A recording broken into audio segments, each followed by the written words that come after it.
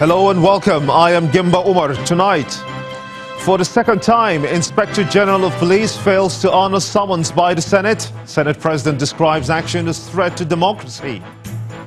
Police rearrest Senator Dino Melaye after his arraignment in Abuja to arraign him again in Lokoja for alleged unlawful possession of prohibited firearms. Nigerian media asked to brace for objective, balanced and fair reporting ahead of the 2019 general elections as INEC chairman vows to make conduct of polls the best ever in the country. And at least 11 people killed in Libya as gunmen attacked the Electoral Commission's office in the capital city of Tripoli. On business news tonight, African Development Bank set to conclude additional $100 million investments into Nigeria's petrochemical sector this month. And in sports news, Liverpool FC eliminate AS Roma to book UEFA Champions League final berth on May 26th in Kiev.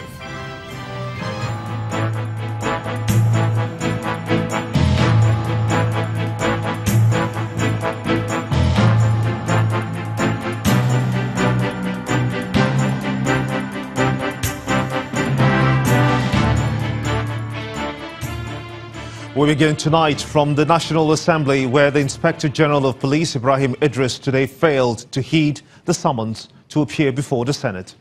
It is the second time that the police chief would decline honouring the invitation of the lawmakers in person, but he instead sent the Deputy Inspector General of Police to represent him. The Chairman, Senate Committee on Police Affairs, Senator Abu Ibrahim, informed the Senate that the police boss is on an official assignment in Birnin-Gwari, Kaduna State. Our correspondent, Linda Akibe, reports. An armed security official stands in front of a Senate chamber. Some other security officials are strategically positioned in the gallery of a National Assembly. This is a sight that greeted lawmakers and staff of the National Assembly on Tuesday, May 2nd. There is no explanation offered over the presence of the heavily armed security men. However, it may be connected with the recent invasion of the National Assembly by thugs. Nevertheless, plenary session holds as lawmakers anticipate the appearance of Inspector General of Police Ibrahim Idris, who was invited to brief lawmakers on the alleged ill treatment of their colleague, Senator Dino Melaye, and the killings of Nigerians in Benue, Taraba and Zamfara states by armed bandits. But for a second time, the police chief failed to turn up. Personally, too, yesterday I tried my very best to locate him. I couldn't up to late in the night. Later I found out IGP is in Kaduna. He's going to Birnin-Gwari, where there were incessant killings. We must all know these actions are in danger to our democracy. He's doing this, but again, we cannot say it's just to us, because the president told us that he told him to go to Benue. The man refused to go to Benue, and he's still there, so he's doing this. The leader of the Senate and Chairman should engage with the executive, and I appreciate that our position on this shall be submitted in detail. Meanwhile, a federal lawmaker, Senator Matthew Urugide, has raised a point of order informing the Senate of a recent ordeal. Mr. President, you will recall that on Thursday, the 27th of July 2018, on the floor of this Senate, after you read the letter that was transmitted to the Senate by Mr. President, I stood up on the floor and I said that we should evoke Section 143. Mr. President, Section 143 has 11 subsections. Section 143 of the Constitution is not a one-line item that prescribes impeachment for Mr. President. But for somebody to work on it and mobilize thugs in my state, to lay in wait for me, to humiliate me, was most unacceptable.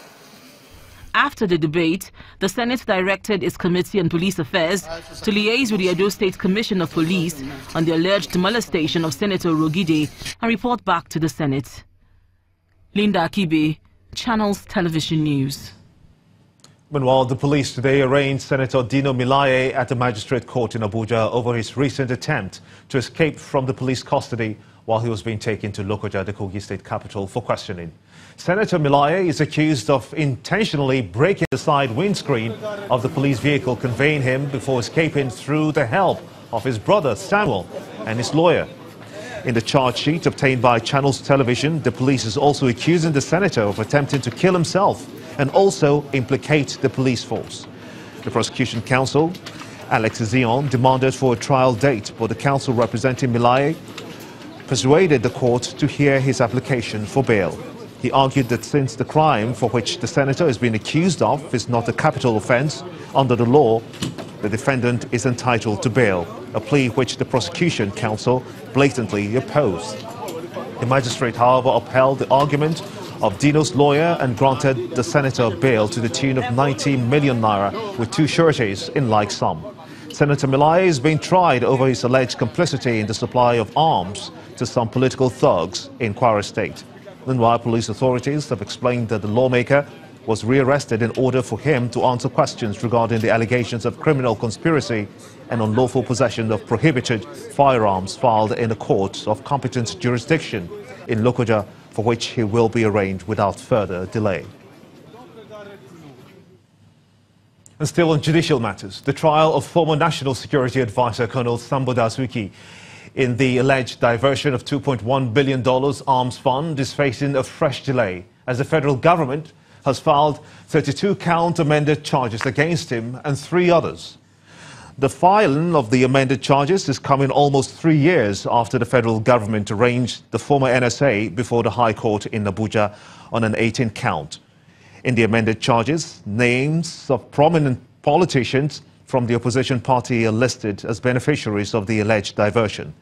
The current national chairman of the PDP, Prince Uche Secondos, former chairman, Board of Trustees of the PDP, Chief Tony Aneni, former PDP spokesperson, Chief Olisa Metu, publisher of This Day, Nduka Obiabene, Senator Yosha Ayu, Chairman AIT, Dr. Remo Dokwesi, Muftaf Baba Ahmed, Bello Abba Muhammad, Dr. Bello Muhammad, Air Vice Marshal M.N. Omar, Otumba Jonah Oguni, among others.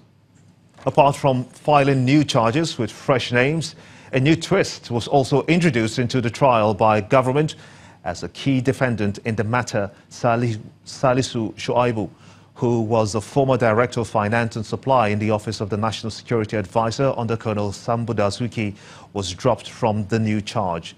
Dasuki, Salisu Shuaibu and 3 others were arraigned in 2015 on the same charge and pleaded not guilty when the charges were read to them. They were subsequently admitted to bail, but Colonel Dasuki was rearrested after perfecting the bail condition on December the 29th, 2015, and had been in the custody of the Department of State Services, the DSS, without filing any other charges against him.